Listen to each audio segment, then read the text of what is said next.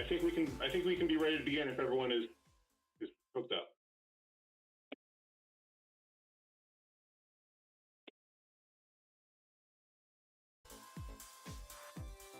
So Luke, let me know when we can get moving. Yep, go ahead. All right. Hi everybody. Thanks for coming here. We're at the July 24th, 2025 special meeting of the Board of Education. Here with us tonight are board members Jen Jacobson, Tracy Rinaldi, Jason Lee, Nick Asa, Jen Kennelly, Katie Flynn, Carol Guernsey, everyone's moving around the screen, David Krasnoff, myself, Jeff Peterson. Also joining us are James, Dr. Zavjancic, Dr. Parrott, Angelos Papa George. And I guess with that, if you'll join me to stand and say Pledge of Allegiance. I pledge allegiance to the flag of the United States of America and to the republic for which it stands, one nation, under God, indivisible, with liberty and justice for all.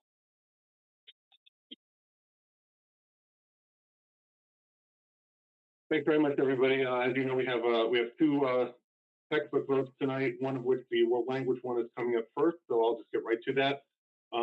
Business item 3A, approval of world language textbooks with the recommended motion that the Board of Education approve the world language textbooks per enclosures 1E, 1F, and 1G, dated May 27th, 2025. Can I have a motion? Mrs. Jacobson. And a second, Mr. Asa. Thank you. Again, these are ones that should have come before us in June, but because I made a mistake in the agenda, we are going to vote on them now. So I'll take the hit for that, but I do appreciate you coming. Does anyone have any questions? I know that we had some questions for Dr. Zavjancic that were answered in writing, but any questions in addition since then, or any comments that anyone wants to make? Carol, are you raising your hand?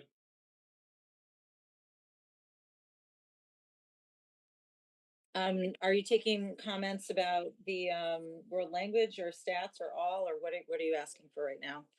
For the motion that's on the table, approval of world language textbooks. Okay, I'll hold then. Are there any other questions or comments? All right, we do have the ability for public comment, but I don't see any members of the public in the audience. So with that, back to the board. All in favor? Aye. Aye. Aye. Aye. I believe that is a 9-0. Thank you. Thank you, Jeff. You're able to see everybody. I can't see everybody. I have everyone on the screen. I did a scan. Thank you very much. I appreciate it. All right. Moving on to item 3B, approval of textbook AP Stats 7th edition with the recommended motion that the Board of Education approve the textbook AP Statistics 7th edition. Can I have a motion, please? Mr. Asa, seconded by Mrs. Flynn. Any questions or comments on this motion? Mrs. Guernsey. Yeah, so I had actually sent in a number of questions about this purchase, and I hope that Dr. Zavjancic might be able to address them. The kinds of questions that I asked were around, the number of things being purchased. Actually, I don't even know if I asked that, but the basic questions that I'd like to know is how many books are being purchased? How are they being used in the classroom? Are they being used in the classroom? How many licenses do we expect? I mean, the students have already registered for classes, so how many licenses are we paying for? How does the cost of this license different from what was budgeted originally when we passed the budget? Where is the money for the books coming from, since that wasn't something we budgeted for? I don't think, because we didn't know we needed them, or maybe we did know, or is it replacing something? I just would like some general information about why these are needed. And just like a side note, I looked at the book. It's beautiful. I mean, it's fantastic. I want to support it, but I want to understand what it is we're purchasing, how many, what it's costing, and where the money is coming from. Dr. Zavjancic, are you prepared to answer those questions? Yes, I am. Thanks. You got it. All right, so let me go down the list, and if I miss any, Ms. Guernsey, please ask me at the end to repeat them, but I think I got them all. So the purchase is for 50 physical hardcover textbooks. That would be 25 for each building, essentially each high school. Those cost about $177 each. That is our typical practice with the books. It's what we currently have in place with the 5th edition of the book across the 2 high schools. just for the public's knowledge, the 5th edition is no longer supported. It's no longer printed, and the online access is no longer allowed to be used, which is why we are putting the 7th edition up at this point. With that said, the digital licenses, we would be ordering 115 of them. Those cost between, just get the real number here, $39 and $188. So it's really hard to answer a question about a yearly cost unless there's certain specifics we put in place. So the $39 ones are the ones that come with the physical textbooks. When you buy the textbook, you can add on an additional carrier to it essentially, and it's a cheaper price than buying an individual license individually without a textbook, if that makes sense. So 50 physical textbooks, 50 licenses. Those licenses cost $39. We have more students than 50 that sign up for AP Stats in our building. So it averages each year, I did a look back of 4 years, around 110 students a year. So we've added on an additional 65 digital licenses, which is the physical textbook online. Those cost $189 each. So those are the costs of the licenses. It's not a 1-year cost. This textbook, every textbook company does this a little bit different, every publisher. This one gives you, when you purchase a license, it gives you a multiplier of 100. So if you were to order 10 licenses, you'd multiply it by 100 and you'd essentially have 100 licenses, but they can only be used one at a time, which is different than most other organizations. So if we had 10 students in the class, it doesn't mean we have 90 other spots. It means we have 10 spots this year, and when that license comes up again, we get 10 more next year, essentially. Which is why we're ordering 115 to cover every student who is signed up for AP Stats at this point. With that being said, this was a budgeted expense. It's in the 401 account of the budget book. You'll see it under instructional services. We knew this was coming up this year, that the licenses were due. Dr. Danishevsky back in the fall budgeted for this and other licenses that are coming due. The difference is when we went to purchase, the company said, hey, we're no longer supporting what you want. You've got to buy the 7th edition, which is what brings us here today with a new textbook. So with that being said, it is budgeted. Again, it's in the instructional account 401. We knew it was coming.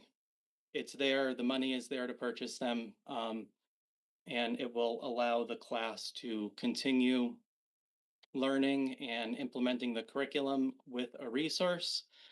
If they don't have the 7th edition, they will have physical 5th edition books, 50 of them, 25 at each school. There would not be one per student, and nobody would have online access, which is how it's currently working at this point. And I think that covers all of them, but if I missed something, please let me know.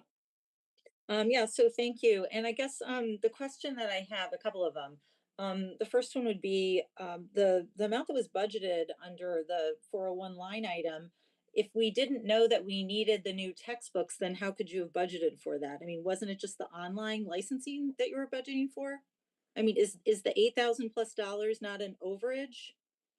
No, there's a small overage. There's a $3,700 overage from budget to what the actual invoice came up with. Okay, so I guess my question is there anything within the 401 category that we're not going to be able to cover because we're purchasing this today? No.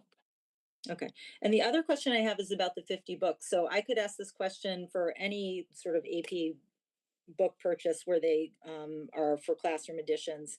Do you have feedback from the teachers and students about how and if these are being used at all? And I'm asking this because I mean, I'm coming from the perspective of someone who loves the physical books, so I can understand why.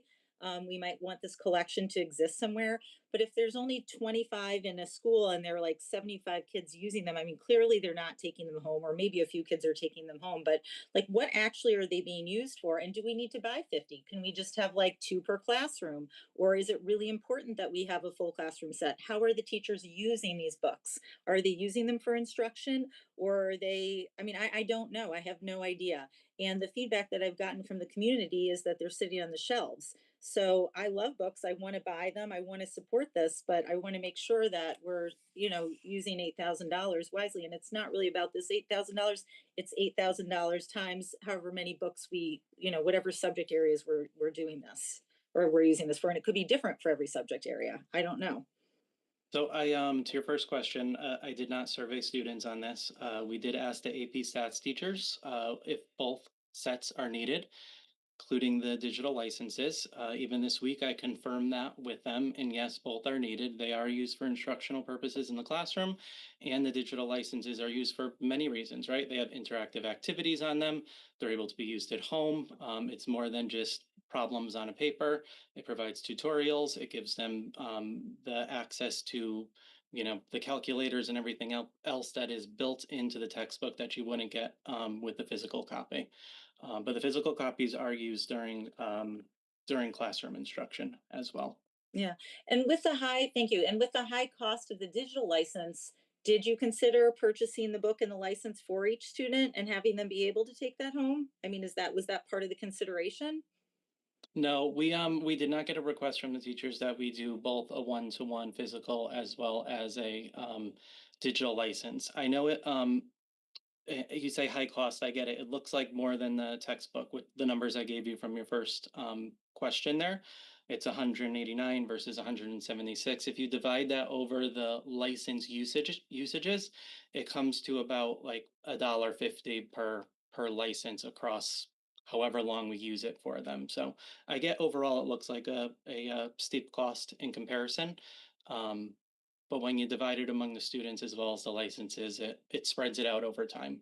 You have to look Right. at a depreciating value essentially No, I between. understand what you're saying, but if the teachers are saying that it's important for students to have the books for instruction and then they don't really have them because they're limited to 25, that's why I was asking that. So, all right.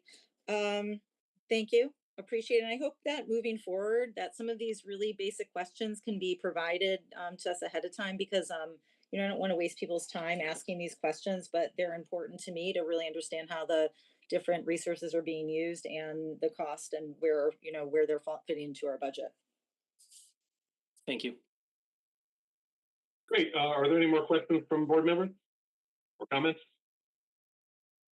Ms. Jacobson. Just a quick question. Dr. Zavajancic, do you happen to know, and maybe you might not know, when did the district buy the 5th version? I'm interested to know longitudinally how long the physical books last. How much, how many years did we get out of that 5th year, if you happen to know it? I tried to go back. We switched systems between like 2016 and 2017 when I went through. We went from Phoenix to Munis, but here's what I know as of today. Okay. Our last purchase of the ebook was in 2017, which is our last record at this time. And that is, again, the 5th edition.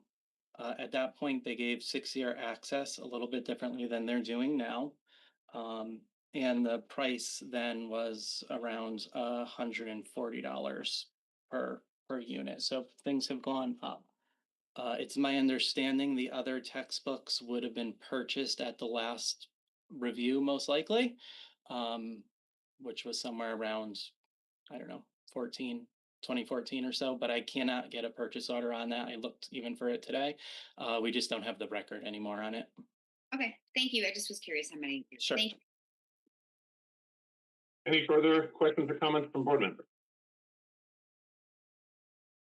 Before I put it out to a vote, I do see we have a member of the public. If you'd like to make public comment on this agenda item, the approval of AP Stats textbook, you can raise your hand in the app. Seeing no comments, back to the board. All in favor? Aye. Aye. And that is That's a 902. Thank you very much. All right, moving on to item 3C, a board review of updated memorandum of understanding between the town of Fairfield and the Board of Education for 100 Mona Terrace. I tried to update you guys yesterday about this. Several of you were at the meeting. Mr. Krasnoff was, Mrs. Jacobson was remote. Ultimately, this did not pass. There was a split between the two selectmen about whether to go ahead with this. Some of the comments proposed were just a general openness to the idea of the project, but a lot of questions about our renovation projects in general, and also some thoughts that the senior center should be involved in these discussions. So the thought coming out of the meeting, and we're slowly in a bit of limbo about this, is that it would come up again on a future Board of Selectmen agenda, at which point perhaps we may be able to present something that will give a more rounded view of what we may intend to do with this property should we need it. But one difference in the version that I saw on Monday morning and the one that went before the Board of Selectmen was an addition of a potential use for a relocation of elementary students during the renovation, which also is kind of valuable, as you understand, in our thinking about projects moving ahead. So I had thought to have a better, more positive update for you about this, but this is something that in the next few weeks I will be talking to Selectwoman Vitale about when the timing would be right, and I may reach out directly to Selectwoman Kupchak to see what kind of information she might be interested in when this comes back before their board. You'll remember that our next regular meeting is Tuesday, the 26th of August. My hope would be to bring this back up at that point in time, and we can take a sense of the body or get a vote at that point. But we're going to kind of play that by ear and see what the Board of Selectmen does before we act. But I'm happy to answer any questions that I can, or if you have any comments about the process. Mrs. Flynn? Sorry, excuse the unmuting, not used to it. Thank you for the update. I was able to watch yesterday, and was disappointed that it didn't move forward. I want to just thank you guys for your, advocacy for this, to kind of keep on its pace. I guess my one question is, it was a little shocking to see the language about the usage for a flex space. Is there any way that you or Mr. Lee have some insight into that? Like, is that coming from, I guess that language change, did that come from us, or did that come from the working group? Did that come, I just think for the board and for the public, we've seen one MOU and now this is a very different one. So just maybe a little bit of clarification on the language. I don't have a whole lot of clarification on the language, because what I was told by Selectwoman Vitale and Town Attorney Piers was that there had been further discussion between Mr. Gerber and the administration, and that this second version it was reflective of those discussions. Now, Mr. Papa George, I didn't expect to see you on here tonight. Perhaps if you're able and give some context about those discussions, that would be very helpful.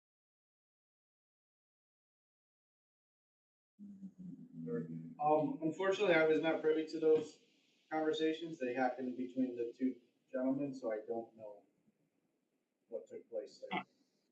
Yeah, that's so. Yeah, again, the primary reason that I wanted to bring this before everybody tonight was because it was a notably different document than the one that we had, that Mrs. Jacobson put before us for a sense of the body on October 8th, 2024. That was, to my knowledge, the draft that was the text that was going ahead. So I wanted to make sure we weren't making any commitments that the board had not had a chance to look over, which is why I wanted to make sure that everyone was on board with it, and I added it to the agenda. So I think that going forward, we're going to need to get a little more clarity on the discussion that had been taking place between the administration and the town. And look, and I want to be very sympathetic to the situation that's going on at Town Hall. Absolutely. I think that what Selectwoman Vitale is trying to do is gather together all these disparate threads of things that she was not necessarily involved with. Yeah. So I am very sympathetic to her, and she certainly wanted to put this on it and wanted to do well by the Board of Ed. I think she is in an excellent position to understand what it was we were asking for and why we were asking for it. And I hope that going forward, like that those factors can come back into discussion. I know she was very positive about it. Yes, I'm sorry, Mrs. Flynn, I'm talking Yeah, over you. no, something that just might be helpful. I've been just because I had a feeling that this was going to start ticking up as the working group's report came to us in August. I've been keeping up with the facilities committee where Mr. Tastani did talk about the relocation plans, and I think Angelos was there, and it really kept the conversation kind of in the scope of the project. And my concern in reading this MOU without the context of these discussions is that it can kind of get off the rails really fast. We all know that this is a really sensitive time right now with everything going on in town hall. It's also a really sensitive topic that parents are trying to follow without a lot of transparency. Like, it's just a really funky thing. So I just wanted to kind of put it out there that any contextual information, memo, anything that could come along with this MOU from our end would be really helpful for me as a board member. So I just wanted to kind of give that perspective. But thank you for advocating for the MOU. It's so important to keep it moving. Yeah, I mean, I will say obviously that Board of Selectmen did ask for more information, so hopefully if something can be prepared that will provide more of that context that you're looking for you and for the public. I mean, I think for our purpose, we understand a lot what the moving parts are, but the town and even other elected officials in town are not as on top of it as we are. Mr. Lee? I think I just want to add exactly what you said. I think in the next couple of weeks, we'll have a much clearer idea that we'll be able to go back to the boards if needed to get approval on the MOU as it stands now. But it's important to note that no matter what, we're still going to need Child's Garden for something, whatever is the end game at the end of that. Sure. Ms. Dickinson? Thank you. I have a lot of questions. And Mr. Peterson, I don't expect for you to have these answers because I know you weren't, just this came up very recently, just a couple of days ago. But I'm going to log them here because some of them may pertain to the town attorney. And it's my understanding that it's the town attorney that drafted this MOU. Is that correct, Mr. Peterson? I believe that's the case based on conversations that he had with people in central office. Okay, so just after this evening, I don't know if you want to have a conversation either to come invite to our August meeting in case people have technical questions that no one else would be able to answer, or if you want us to submit them, in another format, either way. So the first thing I want to say is that, as everyone recalls, that this MOU from last September, October was strictly only for ECC purposes. We've had this on facilities for several months now, and Mr. Tastani had assured us that he had signed it, had sent it over to the town, and he just simply wasn't hearing back from anyone for whatever reason. And this is as recent as last week, actually. So we were not privy to any new language or that there were other conversations going on, nor was that mentioned. It's just that, would probably start over with, the interim and acting first selectwoman to get up to speed. And somehow this, I think, is what came out of that. So just to frame that context, if you don't mind, Mr. Peterson, I'm going to go through this a little bit just so the board can hear some of my questions that I have on the language that is in this, since it is so significantly different than the MOU. As you recall, we were going to go from an MOU that was like an express interest to an actual lease. So there was going to be two documents, an MOU and a lease. This seems like it's just going to be one, right? That would be my understanding. If I can just interrupt, I think yes, that's exactly the difference between these two documents. I have seen a signed version of the October 24 MOU, and I know that was on First Selectman Gerber's desk, but this I think was intended to supersede that and but preclude a lease. Okay, thank you. But again, I don't have full information at this point. Okay. So the beginning, and if people want to follow along with your backup, just under number 1, the term starts on June 30th, 2026. So some of you may have recalled that last summer, the Board of Selectmen gave a Child's Garden an extra year. That lease ends, Mr. Peterson, on May 31st, 2026. But this doesn't start till June 30th. And as we know in facilities, and I think we've reported out, that work would need to be done at that site. So a question that I'm logging is what's happening between June 1st and June 30th? Why would we lose 4 weeks of time? And there might be a good answer for that. I don't know, but just wanted to log why would it start not just like June 1st or even anytime earlier, right? In case we need that time, because we're going to be needing to do some work if we are in fact going to use it. The other, in that same paragraph, the termination clause. it's an annual renewal unless terminated by either party with written notice. Now, my concern, and I had expressed some of this to Mr. Peterson earlier, that termination shall require written notice by either the town or the board at least 90 days prior to the effective date of termination. I'm unclear if that means 90 days prior to an annual renewal or any time. So for us, I would like to be very clear that in the middle of the year, we couldn't get like 90 days notice and have to move children out of a building because we wouldn't have the budget, we wouldn't have space, we don't have any capital, etc. So I was thinking that we would need at least a full fiscal year in order to vacate, because we would need to include anything in our budget or go through capital planning for capital requests, etc. So just putting that out there now, looking to understand what that 90 days really is meant to say. And that I wouldn't be comfortable saying, yeah, sure, any 90 days you can let us know, right? And also that knowing that the town gave a child's garden 2 years effectively to find new space. So I don't know why we would have any less. So going down to number 2, the premises described that we're allowed to be using is described as the space formerly occupied by a child's garden. So that tells us right there what we're getting, right? We're just getting the space that's currently being used by a child's garden. A child's garden lease currently includes provisions on the library, but that's not in here. And I'm just bringing that up because there was talks that we would need to erect some temporary walls in that space, the old Oldfield Library, to build some support spaces, since social services department are using the offices in that space right now. So maybe Mr. Papa George could raise that, because it does not, although it doesn't say the library in this MOU, I'm going to assume that we could use it because it's space that's currently being available. So that's just a clarification as well. And I don't know if Mr. Papa George, you want to confirm that that was the plan, to put some temp walls in that library space. When originally spoken about, that was the plan.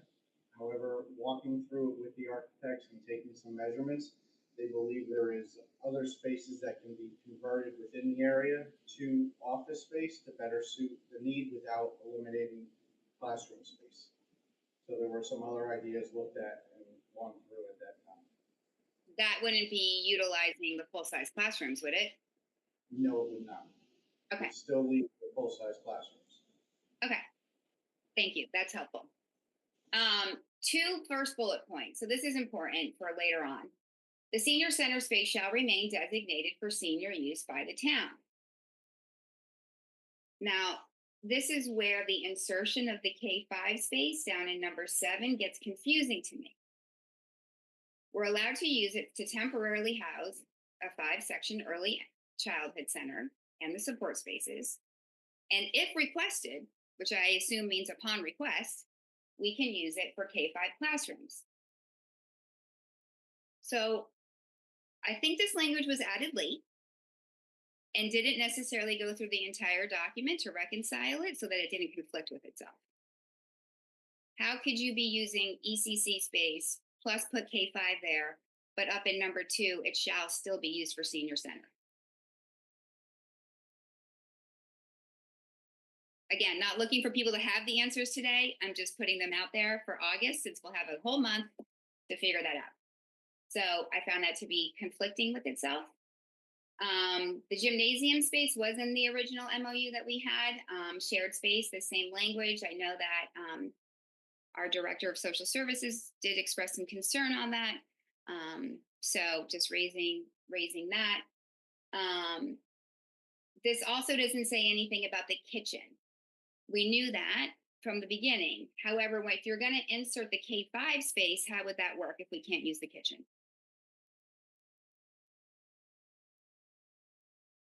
So that's that.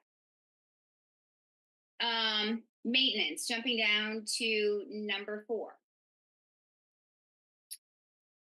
You'll see that the town's going to maintain the HVAC systems and the plumbing associated with the senior center, but then the board shall maintain the premises. So I would just like clarification that that means we would be responsible for maintenance of any HVAC or plumbing in that part of the building. cleaning I get, dumpster fine, right? The next bullet point down, after the board shall maintain, the party shall jointly develop an exterior maintenance plan for the property. I had concern on the word exterior. Exterior could be roof, exterior could be windows, exterior could be anything else. I wasn't sure, Mr. Peterson, if that was meant to be reference landscaping or grounds maintenance, perhaps, instead of exterior. So just looking for a clarification on what the term exterior actually would include if we're going to be, maintaining it. Number 5, utilities. I would love to just see a 3-year look back if there is one available for what Child's Garden was paying or what this might cost us, just to have an idea for the utilities. I think it would just be good information for us to know as we look for budget. And then number 7, this is the one that it really confuses me, the use of the space. So originally, again, this was only meant to be for ECC. I'm not really sure how the K-5 piece got added into this at this point in time, because I don't have anything that would make me want to put that in here right now. I could understand later on going back and having to amend something or updating it if we wanted to use it or needed to use it. I just don't know how it got like plopped into here. And I think that goes back to Mrs. Flynn's confusion of like, how did this even get in here? Why is it in here? Why is it in here now?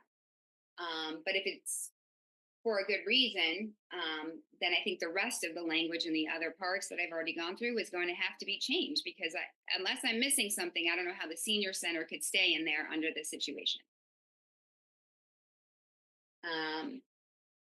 And then just the last one, just a technical edit, Mr. Peterson, the last page, there was an extra signatory line, I believe, and it was really just supposed to move the date, I think, under the board chair. So just technical edit there for that last third line, unless there was somebody else they wanted to sign it. So those are some of my questions and clarifications. Again, didn't expect anyone to have answers tonight, but just for our purposes for August, I think this needs a lot of work to clean it up a bit.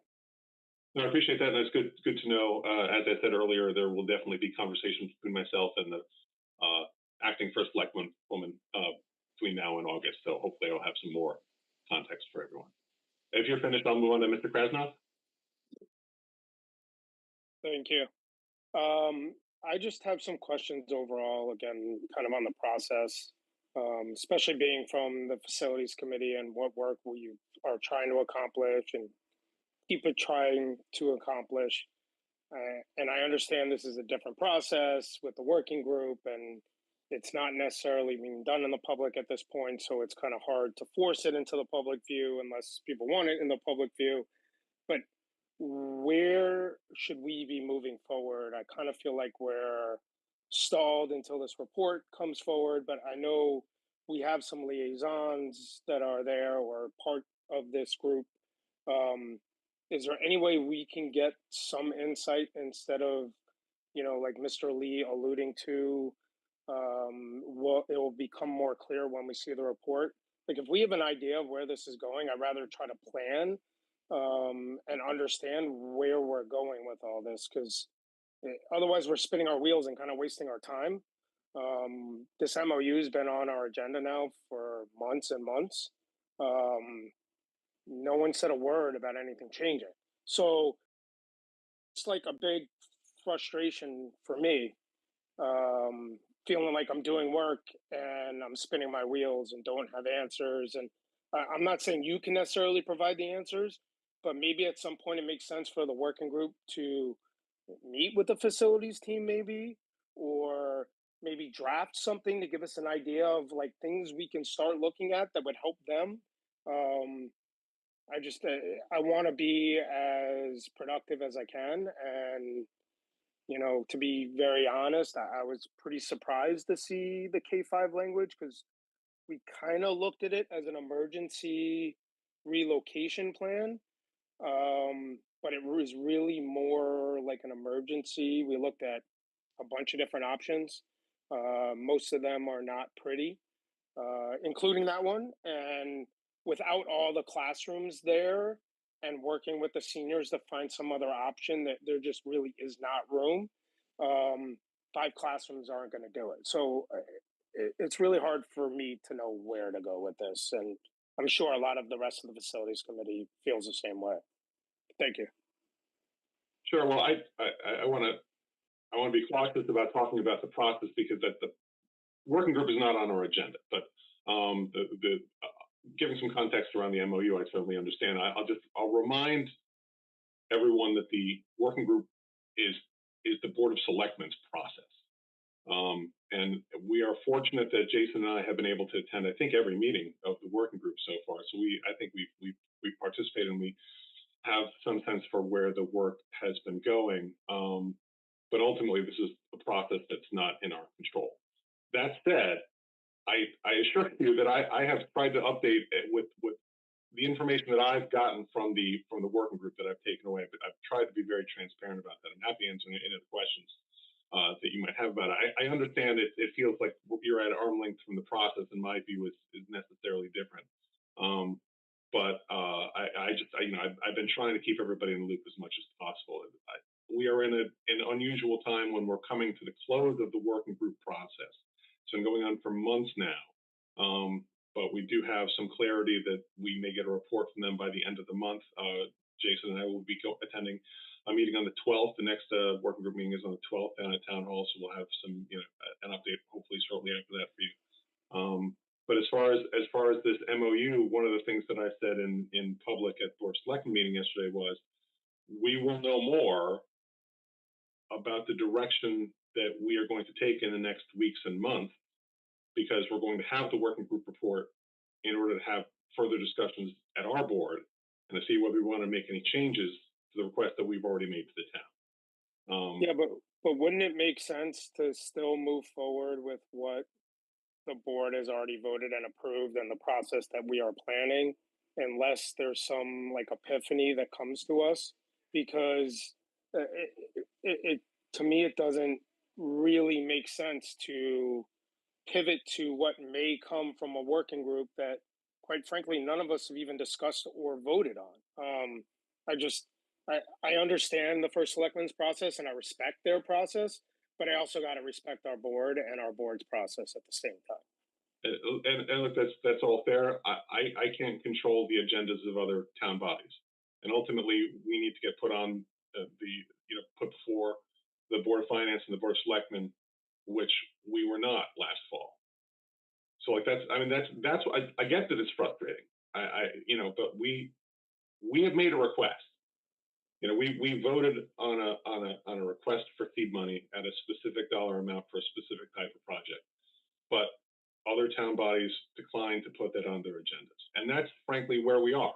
And I hope that the working group is going to spin the whole discussion back up. I feel like the town as a whole has not had a broad discussion about this. It's been very narrowly focused in the working group, in the Board of Selectmen, and any updates that I've given to our board. But I am hopeful that moving forward, it's going to kind of ungum the works, and I think the next few months are going to be busy for us on a capital front, which is why, again, to go back to the agenda item, I had hoped this is another duck that we can get on a row. And I was hopeful that we could do that. I'm still hopeful that we can do that in the next month or so, just to make sure, because I don't want to go into talking about potential planning and not know that we have access to that building if we want. So, and that's kind of where I am about all this. I'm just, I think that we are at a intermediate stage, and the working group report ultimately is going to spark things back up. Mrs. Jacobson? One last comment. I feel also like the addition of the K-5 language muddied the waters, because I think it made the senior center folks pretty uncomfortable. And again, I'm just going to repeat my statement. I don't understand why that was added at this time. So unless we've got unless a lot of work's happening with this board in August, just to let you know, at this point, I probably would not approve that language, because I have no basis to include it, and I just don't understand it at this point in time. So just to give you an upfront where I'm at, again, this was just for ECC, so I just don't know how things are being added to our process when we haven't engaged in that process. So that's understood. And just a reminder, this happened kind of at warp speed this week, and I just try to keep you guys as in the loop as I have information. No, thank you very much, and thank you for putting it on to me. Mrs. Guernsey. I just wanted to echo a lot of the comments. Thank you, everyone, for all of your thoughtful feedback on this MOU. I mean, I saw a lot of the same problems, and I would say in regard to the terms, I mean, I don't really understand what the 90 days from what prior from effective date, but I would agree with Mrs. Jacobson that 2 years is what they gave the Child's Garden, so I would expect nothing less than that for our public schools. Regarding K through 5, again, not understanding the origination of that, I think it does more than muddy the waters, because the needs of those students are just completely different than preschool. I mean, even, Mrs. Jacobson had spoken about the need for a kitchen. I mean, we don't even allow for food in our classrooms. So, I mean, we just would be so deficient in space. It would have to be like an outrageous emergency for us to change our policies. And especially with the allergy policy, I mean, it's just really presents us with a lot of dangerous positions there. So I would like to see that removed. And again, in an emergency situation, I would hope that we would address this, if we get to that point, but that's not what this project was. So yeah, so that's my feedback. Thanks everyone for all your great comments on this. Thanks. Any further comments on this, Mrs. McIntyre? Yeah, thanks. A couple of things. First of all, with all of the talk about the discomfort of the board with language, and I won't echo their points because I do think there were a lot of really important points raised. I assume that we would advocate to the Board of Selectmen not to have it on their August 6th agenda. One, because we can't answer Mrs. Kupchak's questions. I was also on the meeting last night, on yesterday afternoon. So one, we won't have those answers, as Mr. Peterson, as you pointed out to her. And then secondly, if we're starting to talk about changing language, doesn't, or at least requesting that the town consider changed language, what would the process be for that? Once someone tries to suggest a language change and we vote on it and you sign it and it goes to the town, what happens then on their end? I'm not sure if you can answer that, but do you know? I don't know specifically, but I would say that I think that we need to have a meeting of the minds between our board and the Board of Selectmen on the text. And I can't understand legally how they would be able to change something and just assume that we would comply with that if we hadn't signed that document. So I think that ultimately, whatever document we sign has to be signed, same document, both boards. That would be my understanding of the process. Which is going to involve. Which is exactly why I was concerned when I saw the new text, because it was 100% different from the text that we had all seen and agreed to in October 24th. Right. Okay. So, and the fact that if in fact that it's correct that that they shouldn't be trying to vote on this August 6th because of what we're discussing, how does that delay, into your mind, affect anything, or is it? Yeah, we can afford that. I mean, after all, we're still waiting for this report anyway. Yeah, I mean, yes. I mean, the answer is yes. We I think ourselves as our board are going to renew this discussion as soon as we get the working group report. Now, we may not make any difference, any change to the request that we've already made, but I think that we should have the discussion and look at the report. But yes, I mean, if this is not something that we require now, I am concerned. I have some concerns. I'd like this to be locked down, frankly. The more things we can lock down, the more comfortable I'll feel. But obviously, we're at a point where our board is not comfortable with it. The town has proposed some new language, so we're not in a place to lock anything down. But do we need it immediately? No. I do appreciate. I think Mrs. Callie was looking to get us a positive vote on something that we had asked for months, and was trying to help.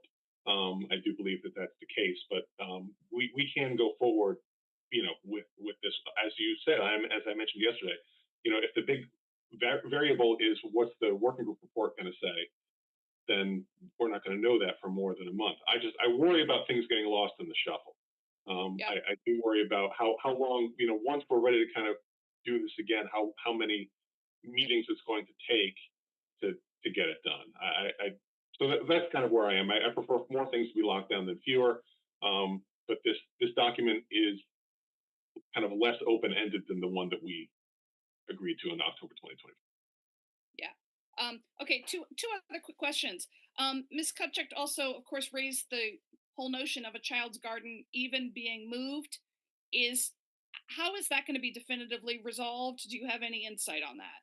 I have no insight in that, and frankly, I was surprised to hear that that was an option. I have never heard anything other than they will be vacating that space in late spring 2026. Okay. So I don't know whether it's going to light a fire under that. I have no idea, but that's the first that I had heard of that. Okay. And then the last question, the point raised by Julie DeMarco regarding, wanting to be involved in the process. To be clear,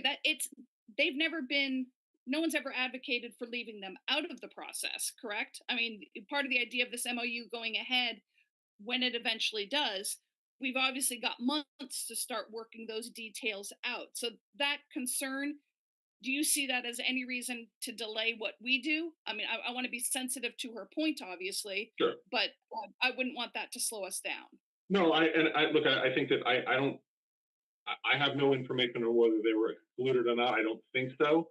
I think that that what we were looking for out of this document at its core is a right of first refusal to the space. Right. It's not a space that I think the senior center might love to have. It was not looking to go into it in the shorter term. I certainly was very sensitive to what Mrs. DeMarco said yesterday, because obviously it's the senior center space, and any kind of impingement on that space would be something of concern to her. I have no problem bringing her into the discussion. I'm just not the one having the discussion. And I'll say that as an analog, I mean, there has been some discussion about bringing Parks and Rec into the working group process, because we're talking a lot about fields and like that. There's been openness to bringing more stakeholders in. So I don't think that anyone wants to lock Julie DeMarco out of anything. I think that, again, it was, our initial request was very simple, just a right of first refusal on the space, on the child's garden space. Thank you. Mr. Krasnoff. I just have concerns about delaying it past the next Board of Selectmen meeting. I think the longer we draw it out, the more unfair it is to the parents at Child's Garden. Child's Garden did sign that the lease will terminate at the end of the year next year. All the parents are aware of that.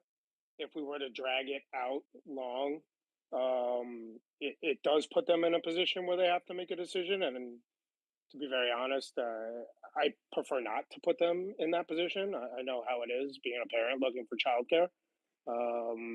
So I hope we could resolve this sooner rather than later, just for clarity, for our sake, for their sake, for the town's sake, pretty much for everyone's sake.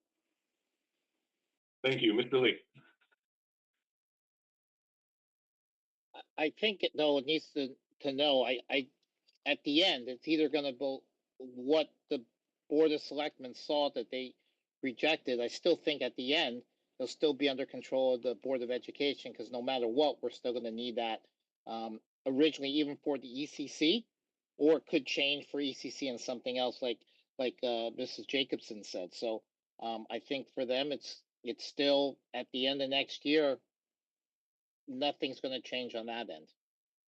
I believe our needs are not going to change, but I'll just remind you that the buildings, all the school buildings, technically belong to the town, and we operate under in them under their permission. Obviously, we have a very close relationship, and no one's interested in evicting anyone from anything, but we need their approval to do that. So that's kind of where we're stuck right now. Any more thoughts on this topic? I'll absolutely, this is a living discussion.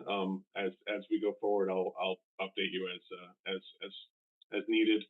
If anyone has any other questions, please feel free to get them to me. And again, kind of the next hurdle for us will be looking at that 6th of August Board of Selectmen date, which I may be a little early for us to get back to them, but I'll continue having discussions with Mrs. Daly and let you know how it goes.